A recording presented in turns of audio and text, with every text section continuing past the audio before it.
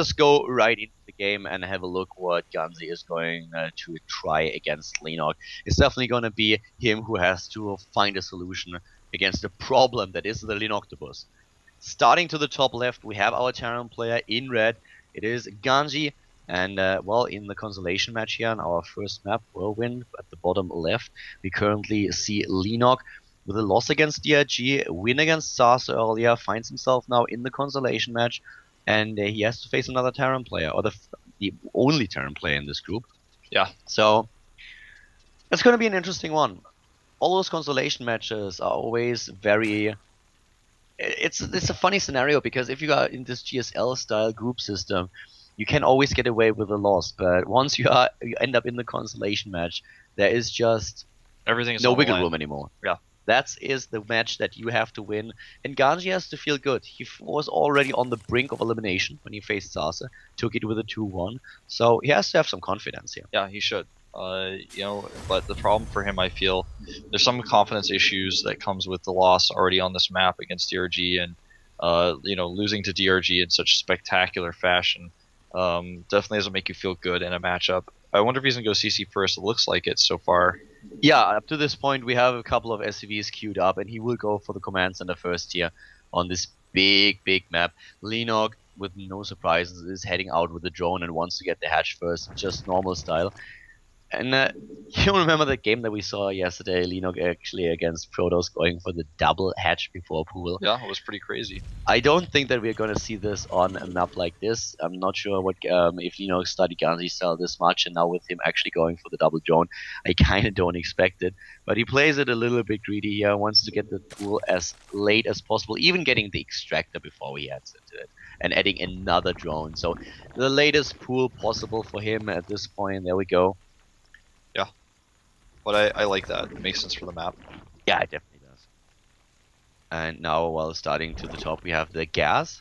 Quite early here for GanZi as well. Barracks into gas after CC first. And yeah, GanZi, what are you gonna do? This time maybe the earlier siege tanks, maybe a little bit of more pressure in the early game. I think so. He needs to change things just a little bit. I wonder though, because his barracks is so far away from his ramp, what he's gonna do. He might be trying to hide something. You know, if an overlord comes in from the bottom, he won't see too much. Yeah, he's not going to see anything.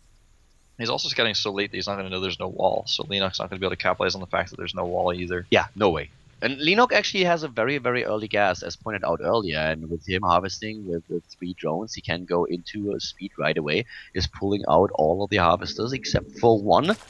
And yeah, speed very early, so he does not have to rely to a lot of queens. He can rely on zerglings with speed to deal with Hellions, for example. He can deal with Hellions with the speedlings and take that third base. There's a lot of entrances there, but as long as he keeps making his queens, uses the speedlings, should be fine. I'm really excited to see what GanZi's going to do. First factory goes down on the main base, and this is something that he actually will not scout Leenock. That is, if he doesn't, he actually doesn't see, the thing is, he doesn't see the Overlord either in time to stop him, so he actually should be able to get in if he wants to force it, but he doesn't know that either, so he's not doing it. He turns around.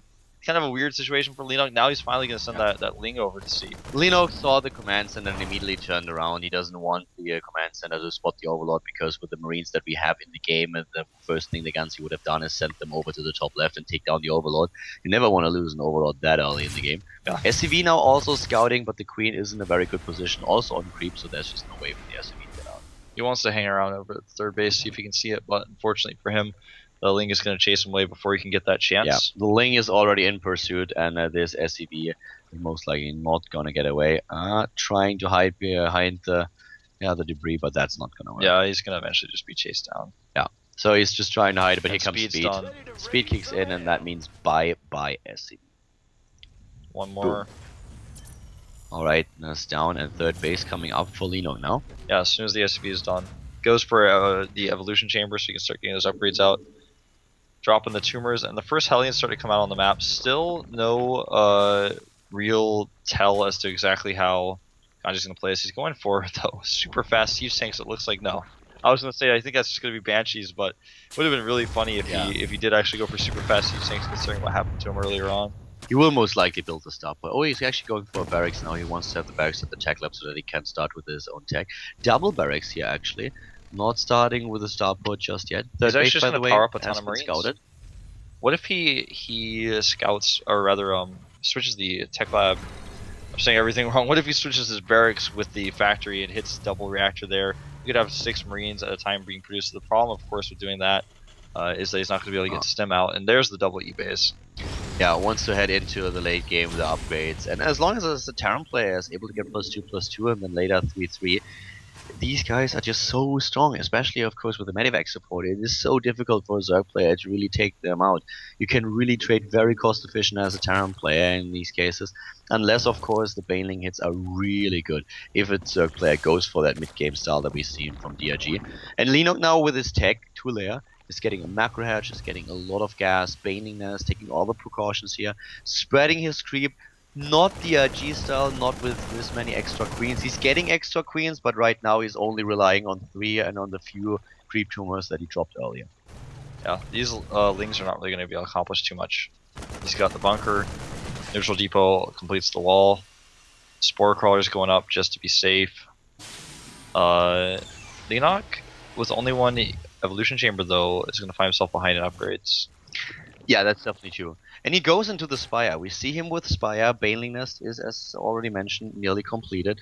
So this is a very similar style to what GanZi had to face against DRG. I wonder if Leenock talked to DRG about the match, because it doesn't matter anymore. Leenock lost to DRG. DRG's already out, and you can just be like, well, do you have any tips for GanZi? You know, you beat him 2-0. Does he seem weak to any sort of play? And he might have just told him, yeah, actually.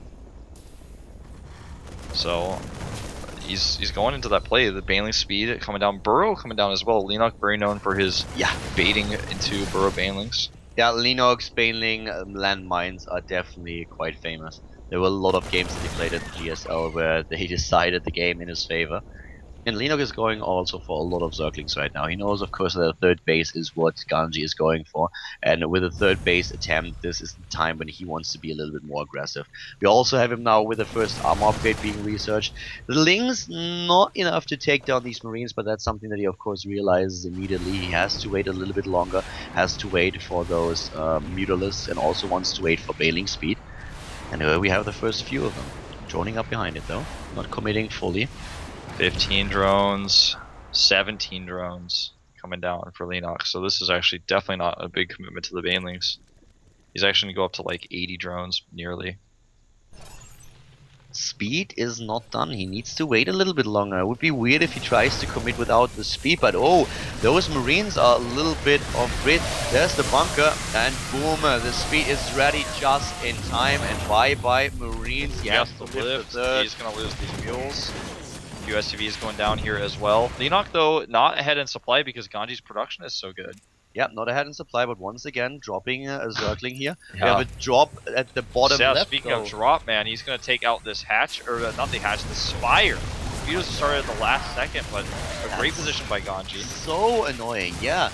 And the thing is, his biggest problem really was that he just did not have the energy on the first queen, and the second queen had enough energy, but for some reason he didn't use it for a transfuse. He could have saved it. This makes the game a little bit weird because he doesn't have anything to shut down drops except the muse he just started before the Spire died. This is so awkward. He could have saved it, you know? Yeah. 7 Overlords being started for Leenock here. I wonder what his next move is going to be. He's going to go for another Baneling run by with speed. And this could do some damage, but I just don't think very much. GanZi's got a lot of units. Now with the rest of these Lings coming, it's going to be a different story. But GanZi, once again, does not have siege tanks. He's just going for a build that is completely focusing on Marines and Marauders. Without siege tanks against Banelings, you're always a little bit vulnerable. You have to have perfect splits, and here comes the aggression by Leenock moving in, and those Marines are really exposed. The stim is in time though. He's trying to surround them, the Banelings connecting with a Marauder. That's never what you want to happen, but there are so many Zerglings and still the Mutalisks to back them up. The Lings are the problem here, and there is no solution except the Marines that come from the reinforcements, but damage definitely being done here for Leenock. He trades minerals for a ton of damage done, and of course a lot of stims here. He's trying to keep the SCV count low, but one of the best accomplishments here is killing the Medivacs. Taking the Medivacs out as fast as possible, making sure that your opponent is really struggling with that. That works well.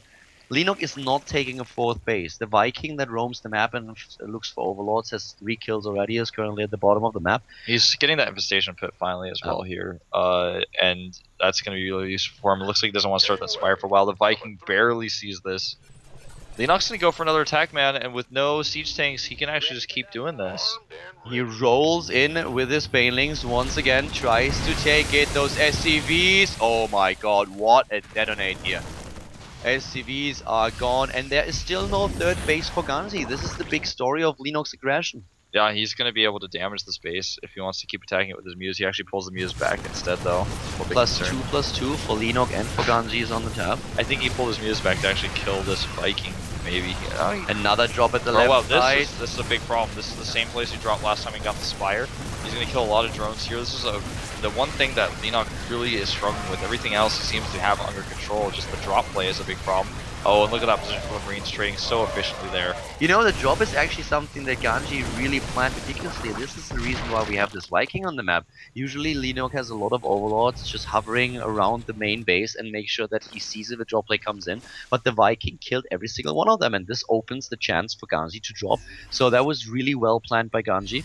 And you're right, this gives him an edge in the game again, and he needs it because Leenock is still ahead in overall supply and is already heading for the Hive Tech. Yeah. The fourth base is also ready for the Leenock to post. Now our FXO Zerg player so far was really able to deny this third base. And look at this amount of Banelings. 47. Yeah, That's the point in time where GanZi is like, why didn't I imagine if you imagine if you had a few siege tank fires on that big clump of beach balls coming through here. You could actually just target down that orbital. I don't think he will. That would be silly. Actually, I considered it. He's just going for the scan here.